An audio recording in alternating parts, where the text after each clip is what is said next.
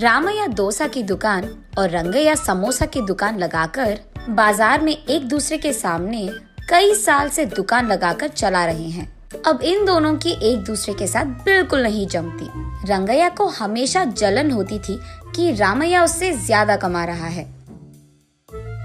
और इतना ही नहीं, हमेशा कोई ना कोई बात पे रामैया से लड़ते रहता है रंगैया। ऐसे उन दोनों के बीच में बहुत ज्यादा नफरत था। एक दिन शहर में पढ़ रहे रामैया का बेटा रमेश घर आता है। अगले दिन वो अपने पिता के बाजार में लगी दुकान के पास आता है। वहाँ चल रही व्यापार को देख रमेश अपने पिता से ऐसे कहता है, पापा, आप हमारे दुकान में ज्यादा ग्राहक लाकर ज्यादा पैसा कमाने के मार्ग नहीं सोचते हो क्या? अब जितना मेरा सोच है उसी में चल रहा है बेटा। जितना भी मेहनत करूं वही कमाई मिल रही है। पापा, मेहनत से नहीं, चालाकी से कमाए जाते हैं पैसे। शहर में इसी डोसा को दुगने दाम में बेचते हैं, पता है आपको? अब शहर के दाम में यहाँ कैसे बेचेंगे बेटा? अगर दाम बढ़ा भी देना तो कोई भी खाने नहीं आएगा। पापा, मैं ये नहीं कह रहा हूँ कि शहर के दामों में यहाँ बेचे, बल्कि ये कह रहा हूँ कि ऐसा कुछ करे कि शहर का लाभ हमें यहाँ मिले।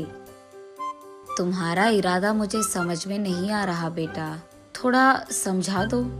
आपको समझाना नहीं, करके दिखाऊंगा, ऐसे कहता है रमेश। रामैया देखते ही रहता है कि रमेश कह क्या रहा है।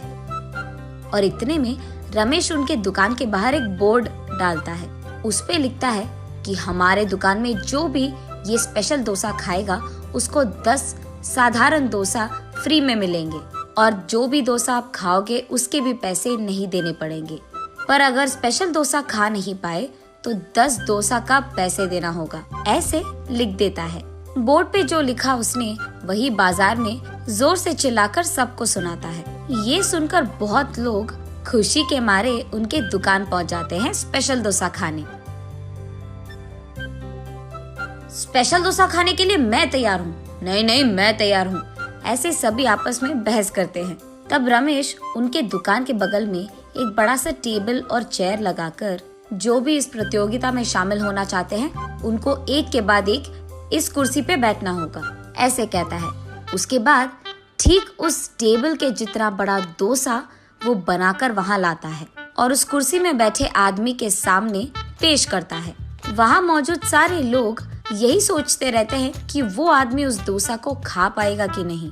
आधा डोसा खाकर वो आदमी, मुझसे अब और नहीं होगा, ऐसे कहकर हार मानकर वो 10 डोसा के पैसे देकर वहाँ से चले जाता है। ऐसे ही एक के बाद एक स्पेशल डोसा खाने की कोशिश करके हार मानकर वहाँ से पैसे देकर चले जाते हैं। ये सब ठीक सामने से देख रहा रंगैया अपने आप में सोचने लगता है कि एक स्पेशल डोसा बनाने के लिए कितने पैसे लगते हैं। उसे पता था कि एक स्पेशल डोसा बनाने के लिए 3 डोसा लगते हैं, लेकिन बाकी 7 डोसा के पैसे तो लाभ में आ गए।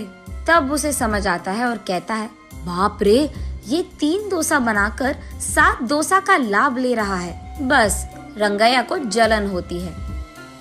कुछ भी करके मुझे भी ऐसे ही पैसे कमाने होंगे, पर क्या करूँगा? ऐसे सोच सोच कर, हाँ, मैं भी उसकी तरह समोसा का कोई प्रतियोगिता लगा दूंगा, ऐसे सोचकर अगले दिन रंगैया उसके समोसा के दुकान के बाहर ये लिखता है कि जो भी आदमी 20 समोसा खा पाएगा उसको 10 और मुफ्त में मिल जाएंगे। पर अगर 20 समोसा नहीं खा पाए तो 10 समोसा के पैसे देने पड़ जाएंगे। और यही बात चिल्ला चिल्ला कर बाजार में सबको बताता है। ये सुनकर बहुत सारे लोग रंगैया के दुकान आते हैं प्रतियोगिता में शामिल होने। जो लोग आते हैं उनमें से कई सारे आसानी से 20 समोसा खा लेते हैं और रंगैया के अनुसार ही वो 10 और मुफ्त में ले लेते हैं और वहाँ से चले जाते हैं। ये देख रंगैया को चक्कर आ जाता है। शाम से पहले ही आधे से ज्यादा समोसा खत्म हो जाते हैं। उसके बाद कई सारे लोग वहाँ पे आकर, हम भी खाएंगे समोसा, हमें भी दो, कहते हैं। इस कारण रंगैया को बहुत गुस्सा आ जाता है, इसीलिए वो उसके दुकान के सामने से बोर्ड हटा देता है। वो किसी को मुंह दिखाने लायक नहीं रहता है, इसीलिए बंडी को लेकर अपने घर की ओर बढ़ते रहता है।